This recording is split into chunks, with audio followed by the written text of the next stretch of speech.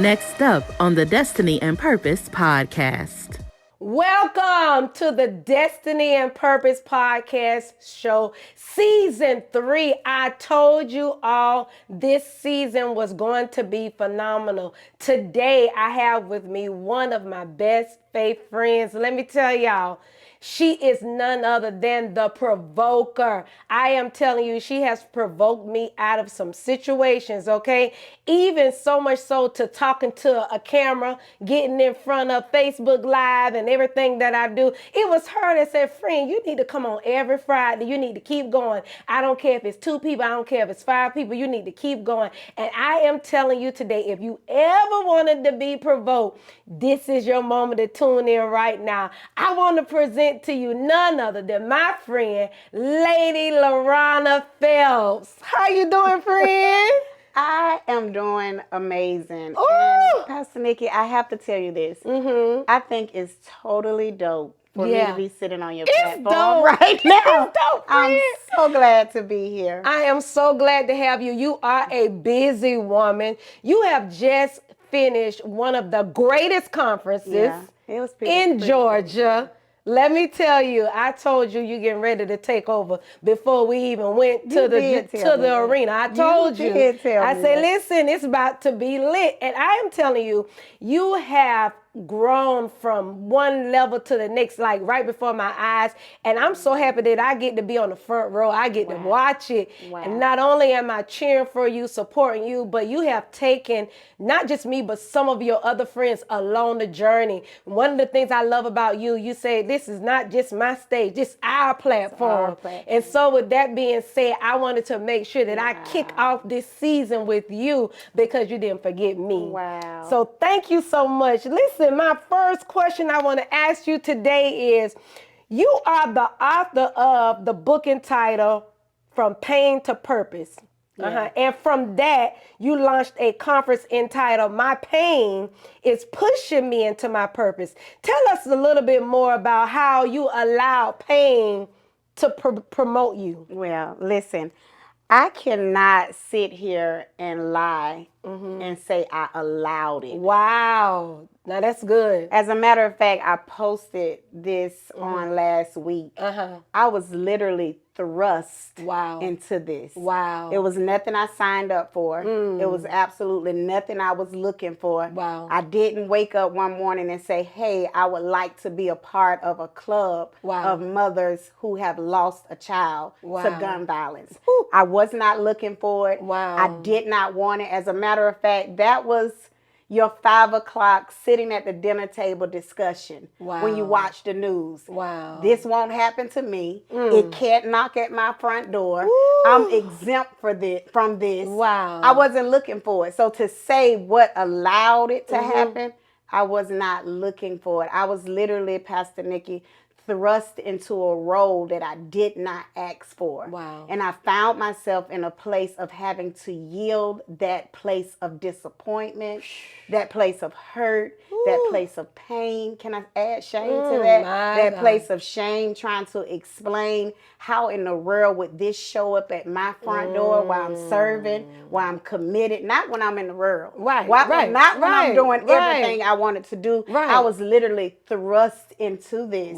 And that's what yielded the book. That's what yielded the conference, is because I gave all of that to God and say, I can't navigate through this. You're going to literally have to take this and use it for purpose. Wow. And so from that, you also connected with a lot of other ladies that was also dealing with pain. You were able to connect with them because it was a reality for you. It was a reality for me, but it's something that happened in all of that. It's like I hit a brick wall, Pastor Nikki. Because with church, we've been taught to pray, shout, and speak in tongues through it. Talk about it. And we haven't been taught to sit down, heal, and feel your feelings. Feelings. I ran into a brick wall, literally, emotionally, when it came to trying to connect with other women. One day I woke up and I found myself in a cave. Wow. And so you find yourself in the cave. Was this during your season where you've already kicked off your conference? So what was that like to continue the conference that was birthed out of your pain, even when you was facing this brick wall? Like, did you just say, I'm done, I'm not doing it? Or how did you get from the cave to where you are now? I barely made it out. You barely made it out. I barely made it out. And I say that from a transparent place because I was riding on perspective. Wow. I was riding on what people expected a first lady to look like.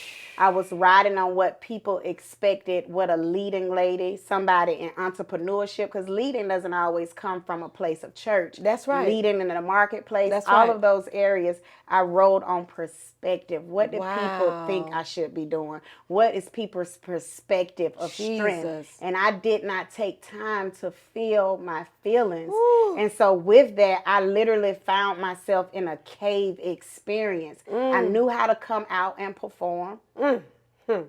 I knew how to come out and do what you would call save the face. That face that you save for the front row, that face that you save for marketplace, that face that you save because of people's perspective and what they're looking for you to give them. And I knew how to go back in the cave. Wow. I knew how to go back in the cave to bleed, to hurt, to hemorrhage almost to death. But I thank God for true friends that came and got me out. I thank God for my husband too. Yes, yes. Who allowed you that space, even though you were in that cave. He allowed you to transform when you needed to transform. I'm gonna tell you the truth. Tell the truth. The thing about it is that I mastered the art of hiding so well for a period of time. He didn't even know that I was bleeding. Wow. Yeah, I mastered it so well because I wanted to be that wife. I wanted to be that first lady. I wanted to be that person that showed up for everybody. Jesus. And I never took the time to pause. That's why it's important, even when people ask me these type of questions, that I be transparent. That's right. And that I tell the truth. That's right. You have to feel your feelings. That's right. You have to stop and acknowledge, God, I'm hurting. Yeah. This is my vulnerable place. I don't understand this, but can I yield this disappointment to you? Can I yield the fact that I'm confused right now? Can I yield this fear to you? Can I give this to you? And Father, can you help me navigate through this? Because I don't know right now. Wow. And so I not only had to go through a process of yielding that to God, I had to yield that to my husband. I had to be vulnerable enough to cry in front of him. I had to be vulnerable enough to release the layers in front of him and say, look, I'm hurting. I'm hurting right now. I had to be vulnerable enough to not hide from a friend, Pastor Nikki or Pastor Angelique, when they pulled up to the daycare looking for me. I had to be vulnerable enough to peek out and say, I'm hurting. I need help. I don't know which way to go. This is what I'm feeling. And that's why it's important for me, Pastor Nikki, on every platform that I sit on. I don't care what you've encountered in life. Take that moment to feel your feelings, because you cannot navigate in your gift, in your calling, until you deal with those things that you've covered up. Deal with the things that you covered up. And a lot of times, I know also a few years ago, you coined the statement, girl, fix yourself. Yeah. Girl, fix yourself. Fix because a lot of times we're so busy, like you're saying, showing up for everybody else, being there for everybody else, till we're broken. We're dealing with things that we've masked, that we've mastered masking, so people don't know when we're hurting or when we need something. So that statement alone went a whole lot of different ways as it relates to your personal finances, your credit, but more importantly, your spiritual walk and your mindset. And so with that being said, one of the things that I thought about, I heard your mom, who's an amazing woman of God, talked about how you were when you were growing up as a little girl. You always been the fixer. Yeah. So you didn't just start becoming the person that want to fix somebody. You always been that person that wants to see your friends. Oh, let me fix your edges. Oh, let me help you. Like still to this day, you are that friend. You are the provoker. But I want to talk about, when did you start provoking people? Again, we talked about how you hosted your conference, Provoked, to fight for it. Listen, Provoked to fight for it. That conference was just absolutely phenomenal. Like, that's just a small word. Like, it's so many indescribable moments that took place. But I believe that so many people in the room were in so many different fights. And so that conference provoked to fight for, I mean, every speaker labored and every speaker really pushed us to fight. Yeah. When did you notice that you were, I know you were a little girl, you was talking a lot when you were a little girl, but let's talk about the provoker. Where did the provoker come from? It's so crazy. We left off at being in that cave experience.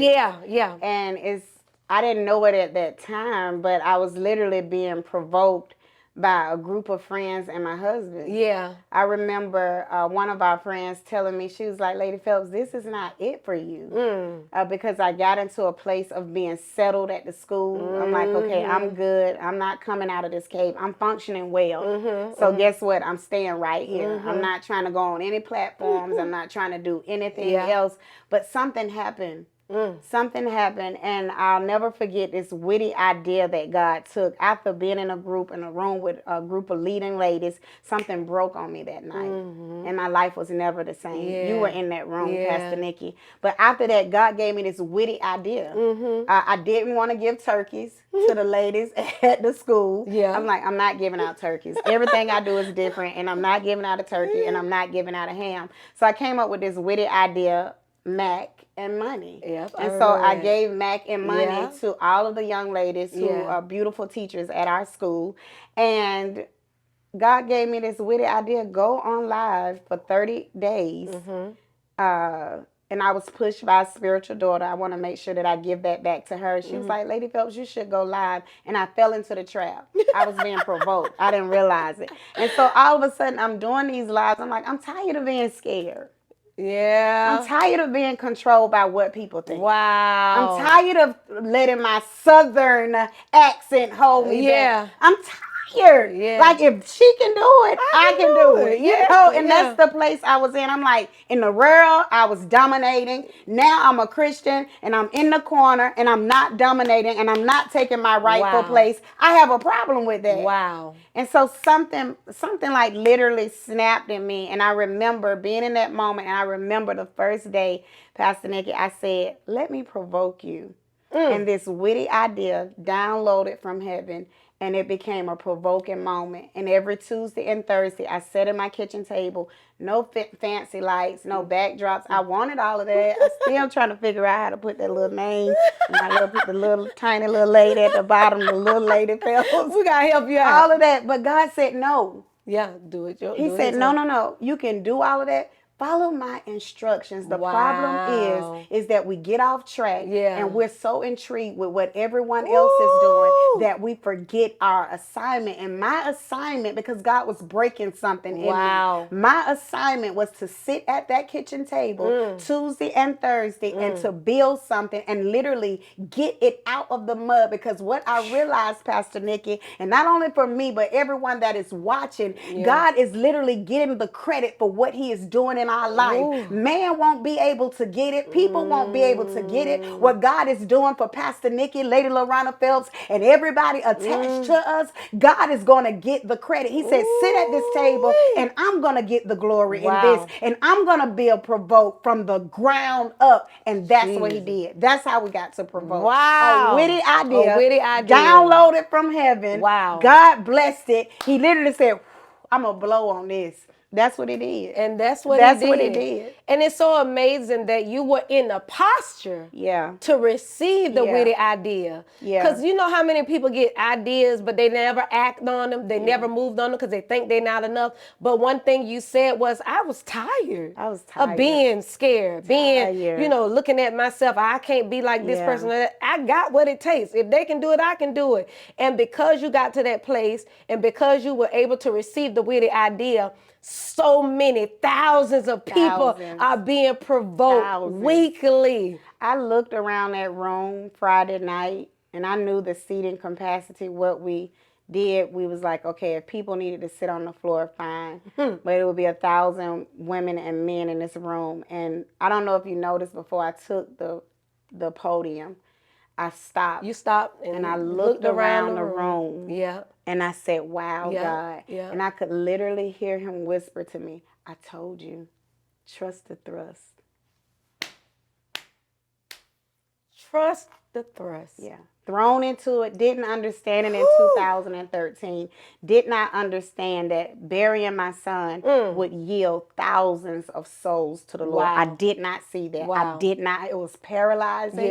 I did not feel like I was going to get through it, Pastor. You know what I'm talking about. It was paralyzing, literally paralyzing. But God said, I told you I had a plan, even in this. I told you. The unexpected stuff.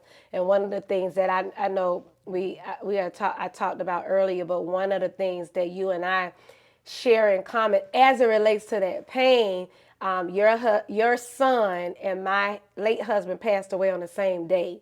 The same. And so the amazing thing about it, when we met each other, was like we connected. And from that point on, our pain has definitely catapulted us into the places that we're in now. Absolutely. And you can't tell somebody how to get somewhere that you've never been. And so one of the things that you have been successful in doing is telling them, I lost a son. I've been divorced. You know what I mean? And you tell your story, and because of that, lives are being changed. I see it weekly. I saw it in the conference. I want to talk about how over 2 years ago, was it 2 years ago when you started the lives, or 3 years, right before the pandemic, right? Right before the pandemic. Yeah. No, actually, Pastor Nikki, the pandemic had just started. Right. And during that time, you started going live. You also coined the statement. I need to let everybody know. Those of you why this statement came from my friend. Okay, if you hear it anywhere else, the statement was coined by Lady Laurona Phelps. I may not be for everybody, but I am for somebody. And that seemed to resonate with so many of your followers. Tell us why. Why you think that resonated with so many people? It's so relatable. It really is. It's so relatable. Everybody can relate to that. Yeah. That but changed the game. It was that but in that sentence, in that phrase, in that sentence, in that coined statement, it was the but that changed the game. I remember going back and forth in my emotions. Wow. Some people said going back and forth in my emotions, going back and forth with God, going back and forth with yourself, whichever one it was. Okay. I was going back and forth like, I don't know. And then some days I was confident, some days I don't know. And he said, listen. And I remember I said like this. I was in my ladies' room at my home, and I heard the Holy Spirit say this, Pastor Nikki, you're not for everybody. And that's okay. That's okay. Be okay with that. But I want you to know this. You're not for everybody, but you're for somebody, and your somebodies are waiting on you. Thousands of them. I'm still thousands of somebody. Thousands. But he had me to start with that moment of, like you brought up earlier, girl, fix yourself. My first set of somebodies was right there in my reach. Wow. Some people are reaching for platforms, and sometimes your somebodies is right across the hallway in the other room that need you. Wow. Those young girls. Yeah. So there's a lot of preteens and teenagers that you have reached back. So you're not just provoking your best faith friends or your best friends or those preachers or female pastors or first ladies. You've also reached back to get some of these young girls. Yeah. Tell me about some of the outings that you've had with them. My niece is one of them. Yes. It's been amazing because it's a part of my life that's very dear to me. Yeah. That's when I would say I ran into my first stumbling block. Wow. And so I don't want to be that leading lady or that boss lady that's in my place of dominating, but I erase that part of my story. And so with that, I've set up times where I spend time with them, sometimes one-on-one, sometimes outings that we plan, that they plan. But one of my most impactful outings that we had is that I took them on a journey. We took the Sprinter, we loaded them up, we did lunch, but I took them on a journey of my life.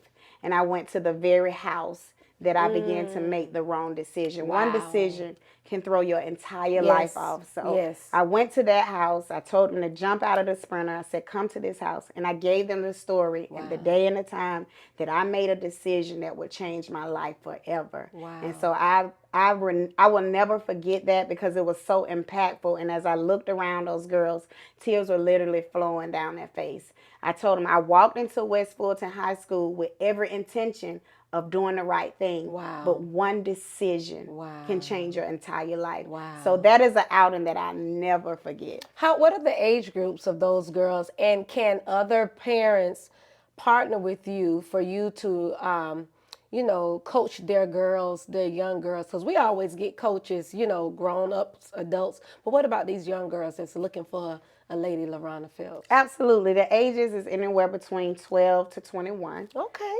I will say this because sometimes people misread this. I am not a licensed therapist. However, I do offer counseling because I don't want people to get into a situation where they feel like I'm getting ready to sit and counsel your daughter. I do highly suggest, I support, I am that Christian that say, when you need therapy, get therapy. Some people need therapy. There are some traumas and things that you've dealt with in life that is out of my reach and above my anointing, friend. But however, but we got some people. Your lane. Stay in your lane. But however, I am called to that generation. Yes, I am looking, but I am not a babysitter. I'm just real. I'm just being honest because sometimes people put all of these false expectations on you, and they're disappointed because they expected this. So no, it's no timeline. It's no, we do something on every third of Saturday of each year. No. It's when God say, wake up, do this. And so whoever is available, they're able to participate in that. Good. But yes, we are always accepting young ladies to be a part of us. Do you believe that you can do both ministry and marketplace? If so, tell us how. Yes, absolutely. I mean, if this was a moment of Bible study, I would back it up with scripture. But I understand the assignment. I think it's necessary. I think it's necessary. I believe that according to the Bible, that he has given us the power to get wealth. I believe that. I'm crazy enough to believe both, but I know that it's not just going to come in ministry. And so what I love about my husband is that he has taught us to dominate in marketplace. That's important because it helps relieve things of, I can do ministry because I'm dominating in the marketplace. You should be doing both. It's a witty idea waiting on God. God is waiting to download something witty to us if we're willing to receive it. We're not and the thing about it, it's not even with hard labor. I remember being a licensed cosmetologist, a hairstylist, dominating for real in real life for over 20 years in the beauty industry. And I remember my transition in ministry. And I was like, I don't want to stop doing hair because that's my money. I'm marketplace all day, every day, any day. That's Lady Phelps. But Bishop, we were transitioning and I did not understand. Okay, I don't understand this transition, Lord. He said, girl, it's so many sides to you. It's so many ideas I'm willing. If you just open up and be a willing vessel and come with an empty bucket, I'll download stuff to you. I'll give you witty ideas. I'll give you a t-shirt that make thousands of dollars to pay for your son college tuition if you yield it. See, we don't yield. That's the thing about it. Every place, even marketplace, we should be dominating in the marketplace. We should be. It's our right. And so it's nothing wrong with, I think a lot of times you get me real hyped up too. This good. I want you to be I just want you to know you always hype me up. I'm the hype up friend. I appreciate out of all of us. I'm like really feeling great energy right now. I may go out of here and just launch a whole new business because of your amazing platform. What I'm feeling right now, I'm just letting you know. That's good. I love it. I love it. And I love it that we get to do it and we get to do it our way. Right. Because a lot of times people have put us in a box to make us think that because you're saved that being broke is humble. Holy. No, and it's none of that because he has given us power to obtain wealth. And he says he want to give us the desires of our heart. But if we have desires, but we're not tapping in, we waiting on a pie in the sky. And God is waiting on us to yield. So I think that's the key word is yielding to the fruit that God has put in us. You are also the co-owner alongside your amazing husband, Bishop Eusebio Phelps, of New Faith Learning Center. Listen, what made you all launch this in our wrap up, this in our closing? I want to talk about that. You hit a soft spot. Like you literally put me on this great roller coaster, and I've enjoyed my time here. But when I say that's a soft spot to me, Pastor Nikki, it's a soft spot. I did not want the daycare. I'm like, you sure you heard from God?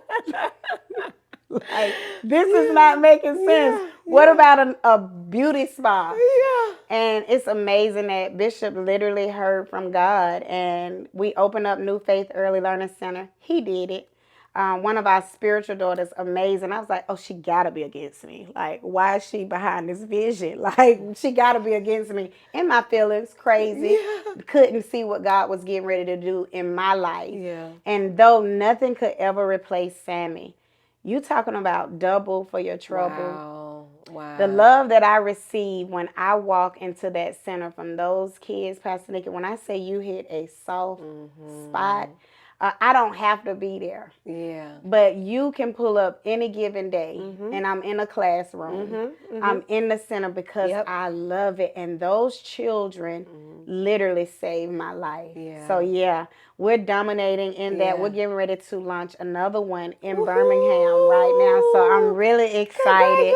And I'm excited for the children because of what we offer. Yeah. I'm you excited. Are the state of the art. Listen, state of the art. We are. Real, not just because you're my friend. Yeah, I'm not but being in real arrogant, life. but we you are one of the state of the arts learning center. My mom had two in Jacksonville, Florida. And I shared with you before how, excellent her services was. And I get that same treatment, not just because I'm your friend, but when I walk in there, it smells good. Yes. It need to smell good when I walk in. Right. It smells good. And everybody's always professional. And she's made a true statement. She's always involved working with the kids. And I love it. And I love that you all have maximized the space and time that God gave you in Stockbridge, dominating the area. You right next to another facility, but God have your somebody's coming over there. And so I love that. One day you have to wake up and you have to make a decision that enough is enough. I feel like life is literally about choices. And I know you're saying to me, Lady Phelps, that's easily said, but can it really be done? One day I woke up and I said, I'm tired of bleeding. I feel like there is purpose and I feel like there's a date with destiny that if I just get out of this cave and I allow myself to yield that vulnerable place, and I talked about it earlier, not just to God, but being able to relate with people that's around me that I love and that I know that they care about me, and open up and say, I'm hurting right now. This is what is going on with me. I made a choice, you all, and I have to stay right here for a moment because some of you all feel like the only choice you have is remaining in that dark place. Some of you feel like the only choice that you have is remaining in that place of feeling hopeless. No, let me tell you today, I buried the thing that I gave birth to. I can relate to a paralyzing pain, a pain that interrupts your life. And you say, God, I can't even put my foot in front of the next. How in the world do I come out? It's about choice, that there is still something left in me. And God is not finished with me yet. And I made up in my mind, I refuse to die like this. I want to encourage you today. Get up. Connect with something that's tangible. Connect with a counselor. Connect with your pastor. Connect with a friend. You are not alone. You can make a choice to get up and get out of that cave. Come out of that dark place. In our closing, is there anything that you're working on that you want to share with our viewers, that you're working on, something that we can look forward to, something coming up?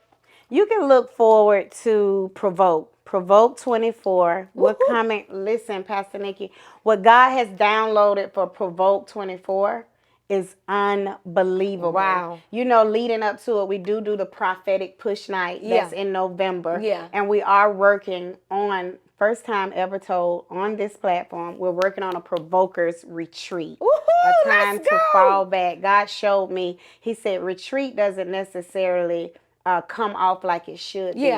But it's times in our life that we need to fall back and rest. I love it. So there's a Provoker's retreat that's coming, and it's going to be a place of rest. I love it. So we're excited. I love it. I'm so excited. Again, thank you so much for taking out time of your busy schedule. This is a big deal. You're a big deal. I am so excited, and I am telling you, you want to connect with people that are not afraid to make you shine, to watch you shine. You know, I love that my friends, and especially this beautiful lady right here, she said I'm her hype girl, but she's really, listen, she really hyped me up, y'all. And I love that I get to do life with you in so many different facets. You can look forward to her information will be at the bottom to follow her, all of her upcoming events, along with mine. Listen, don't forget to connect with Destiny and Purpose podcast. Every week you're going to have something amazing coming up. And listen, don't forget to partner with me. If you would like to be a purpose pusher, you want to connect with me. I look forward to seeing you to your next phase of Destiny and Purpose.